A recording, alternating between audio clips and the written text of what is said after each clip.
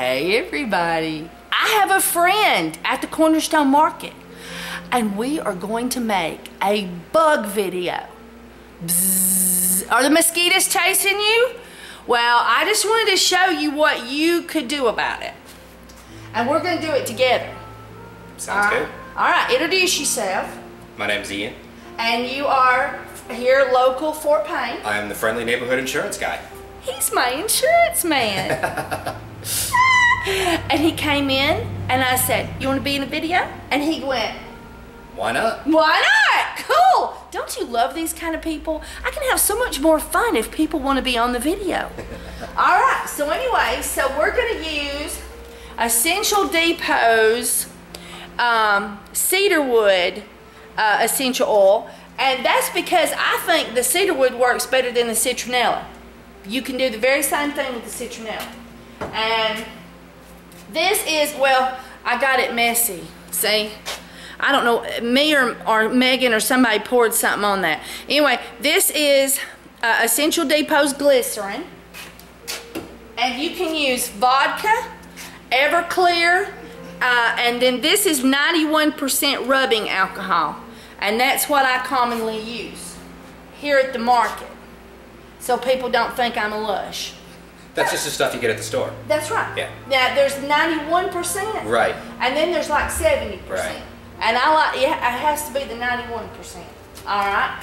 And then I'm using bottled water from the store.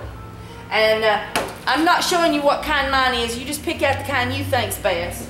There's all, everybody thinks like there's distilled and spring and they got some other one. Deionized and yeah. Yeah. So whichever one fits your herbal requirements and whatnot, that's the one you buy. Alright, so what we do is we need us a pump bottle, a little spray bottle. And I like to do this in small amounts so that the essential oils don't die as easy. And you have to use amber plastic or glass. And we've got a little spray tip on here. This is a 1 ounce bottle. I got this at SKS. Okay. Alright. And so what I'm going to do is I'm going to make this fly very unhappy in a minute. Alright, I still haven't bought a fly swatter. You're never going to get rid of them. They're just evil. I leave my door open too much. Alright, so, and because I had the bottle on there when I turned it on, it tore out the weight of the bottle. The weight of the bottle. That's what we need. We need somebody that can figure out what Kimberly's trying to say. Just the interpreter. That's right, he's my interpreter. Alright, so now the first thing we're going to do is we're going to put in enough essential oil, because if you mess up anything, let's not mess up and not have enough room for the essential oil. So get our little handy dandy funnel out, and then I got to tear out the weight of the funnel. Come on. Alright, and this would be 1 ounce. So we are going to do 0.3. Let's look at that. Yep. Can y'all see where that's at, guys? I wish I had a flashlight, but I don't. So it's right about there. All right. So then we're going to put in our alcohol. Oh no, excuse me. Then we're going to put in our water. And we're going to put in 0.2.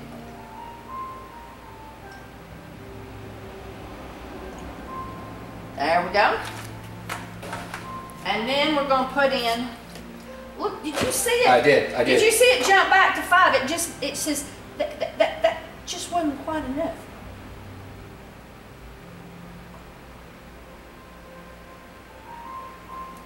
There we go. Oh, now it jumped up to 7. Now it jumped up to 7, yeah. Scales. Do you just want to pull your hair out sometimes? Alright, and so then we're going to do 0.2 of alcohol.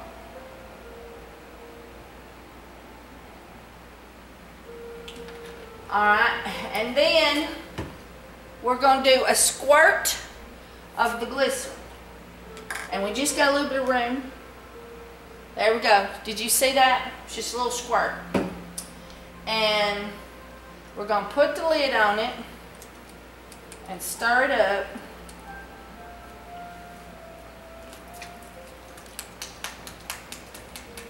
And the glycerin makes the essential oil and the alcohol and the water stay together. Okay? So they all play nice together. So they play nice. Otherwise, it'll be like, it sort of almost acts like as an emulsifier. Yeah. And when you first make it, it takes a while before it all will stay together, and you still should shake it every time you use it because there isn't an emulsifying product in there. But the glycerin really does a great job, and after a while, you won't, like sometimes if you open it up, you'll see like little water with the oil beads on there at first. But so that's why you have to shake so much at first before you use it, and then you can then after that it's just a little shake and go. Yeah. Okay. Now, you're not allergic to cedarwood essential oil? Nope. Glycerin? Nope. Alcohol? Nope. Water? No. I hope not. Me too. So anyway, so now this is a discussion I want to have with you. I hear people all the time putting cedarwood and lavender and citronella, anything they hear that bugs don't like the smell of. But doesn't that change the smell? Yeah. If the smell is what makes the bugs not like you, and you've made a homemade cologne out of lavender and cedarwood and citronella and all this stuff, well, it no longer smells like their individual selves that bugs don't like. It smells like something new, and in my opinion, I don't think it's as effective as when you just use cedarwood or just use citronella. Now, you'll also hear people, but where's the tea tree? Well, if you spray tea tree on your skin repeatedly, daily, going outside for bugs, you will achieve a tea tree allergy. I've seen it happen. So, tea tree is more of a killer than a warder, so I think we should stick with something more benign to be spraying on ourselves that it is less likely to cause us any kind of skin irritation or allergy. And tea tree is never supposed to be used in more than 1% when you're spraying it all over your body, and when you're putting it in a little bitty container like this at home, that's hard to calculate. Yeah. So, by doing cedarwood, which is much more benign, and still being cautious not to spray it in our face, and still not just drowning ourselves in it repeatedly all day long, we will have less likely have issues with becoming allergic or responding poorly to essential oils. Was that all right? Fair point. Fair point. All right. Now, and I like this one better than that one. So, first thing we're going to do is we're going to spray it on. And now tell me. Yeah. And it smells nice. I mean, it doesn't smell dead. It doesn't smell offensive, but it immediately smells just like cedarwood. Yeah. And what did Grandma use to keep bugs out of her clothes and blankets and stuff? She made her closets. Well, Grandpa did. He made the blanket chest and the pie safes and the closets. They lined them in cedarwood to keep the bugs out. And they didn't grow citronella plants everywhere. They just cut down a cedarwood tree, made something with it, and said, "Okay, there. Now we don't have to worry about the bugs." So you can mist this on your clothes from a distance. You can spray it above your head, close your eyes, and stay in the spray as it comes down. It does have alcohol in it. You will need to moisturize after your shower. And if you're going to use it on your children and you want to put just a little bit, like maybe right here or something, if you feel like that's okay for you and your children, spray it on your hands, please, and do like this. Or if you're going to put it on the back of their neck, spray it on your hands and then put some on their necks. Don't spray this in the eyes or close to the eyes. And if you have solid white clothing on or dry clean only clothing, let's spray it on our skin. Because I don't want your repair bill on your clothes. And cedarwood is yellow. And if you, sprayed it too heavily, we might end up with yellow stains.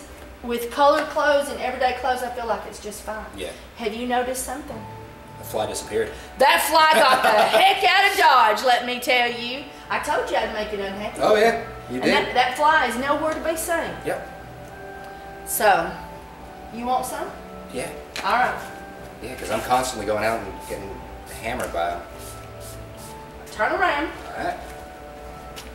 I'm going to spray a little over your head. Okay. Touch on your neck. And I'm going to spray the back of your pants. Okay. Turn around. And you can also spray your shoes if as long as they ain't them solid white cute canvas shoes that's going to stain possibly with yellow. You can spray it on your shoes and it will keep ants from crawling into your sandals or fire ants from crawling up your legs. Okay. It will keep chiggers off of you and whatnot. And so this little booger is power packed. If you decide to use this on your infants, I had absolutely nothing to do with it. Just so you know. You know what I tell people if they start stumbling around in here? Mm-hmm. I said, you fall down, I'm going to drag your ass right out on the sidewalk just so you know. That's what I tell them. I don't care who they are. Because sometimes there's people that come in and they fall down on purpose, you know. Mm-hmm. And I make it right clear, if you fall down, I'm going to drag your leg and I'm going to haul you out on the sidewalk, and it did not happen in my store. Yep. So if you spray this all over your little bitty kids, I did not tell you to do that. and I can't come over there and drag you out of the sidewalk, but I would if I could. All right, so we know now that we are going to use cedarwood. Alcohol, you can use Everclear or and glycerin and water. Now, if you want to make a homemade perfume, you can do a mixture of essential oils, and you predominantly would use less. But we're trying to get rid of bugs, and we're using a very benign essential oil that is less likely. And how do we find out if an essential oil is benign? We put in, like with the cedarwood, you can put in your Google, go to Dr. Google and put in warnings, cedarwood essential oil. Search, see what you get. Caution, cedarwood essential oil. Search, see what you get. Recall, cedarwood essential oil. See what you get. If you get a lot of warnings and cautions and recalls because of an essential oil, then you'll know that you've got to be really cautious with it, like cinnamon. And then you know we've got to use much less. But cedarwood is pretty benign, so we're using a good, nice, strong amount. But if you want to make a homemade cologne, we're going to be thinking probably about 0.2 on the essential oils. Okay. All right? And we use 0.4. Okay? All right. I've been selling this at the market. I make it up by order. But now we've got to discuss one other thing, and that's the EPA. The EPA does not allow you to use the word bug, ward, or kill in reference to a bug on your labels or your website. They come down here and they come to my house when I was up there, and they inspected me once. And I had no idea. But they cannot control what you say with your mouth. We still have the freedom of speech. So I can say that this product will kill bugs and stuff like that. But I can't write it on nothing. I can't put it on my website. I can't put it on the product. So you got to come up with a cute little name. And mine was Be Gone. And they said that was okay. And you can look at my website. You can put on there that it's DEET free. But that doesn't mean that it acts like a DEET product. You're just saying it's DEET free. You can put chemical free, but although alcohol I think might be a chemical. Well, probably. You might have to check that one out. So in any case, you can put usage instructions on there, such as before an outdoor experience, spray lightly on clothes and or body. And of course, you can put your warnings about the white clothes and stuff on there.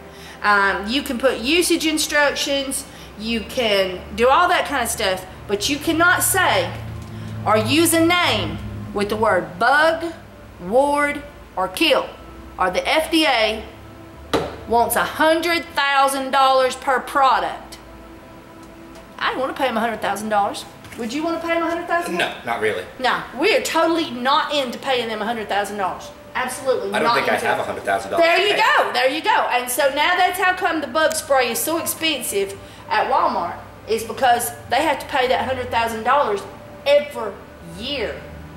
Every year for a license to use the word bug, kill, and ward. And they do have a little catch what was it, catch clause? Sure. Yeah, and cedarwood is considered a natural product. And you can pay $500 per state that you sell your natural product in and register it with the EPA. And then you can use those words. So technically, this product would qualify for that because tea tree is in my soaps, and tea tree is not considered a natural bug warding or killer product for some reason with them. And so I can't do that. And besides, I sell it all over the United States, so that'd be $500 per state. Right. I might as well get that $100,000 out.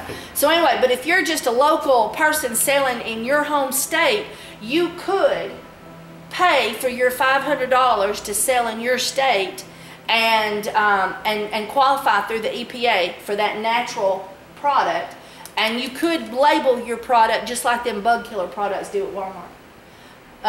And everything, because there's just cedarwood. And they have a list on the EPA website as to what products they consider natural enough for that. So there you go, www.kimberlymcnut.com. And if you go on Google and put in Kimberly McNutt and hit search, almost everything on the front page is me.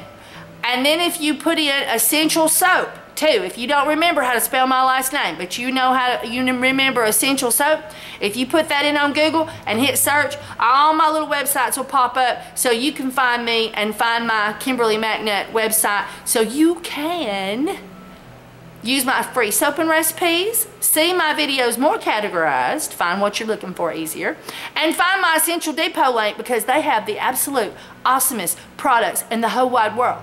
I mean, who wants to use essential oils when you can use therapeutic, organic essential oils from a company you can trust? All right, bye everybody.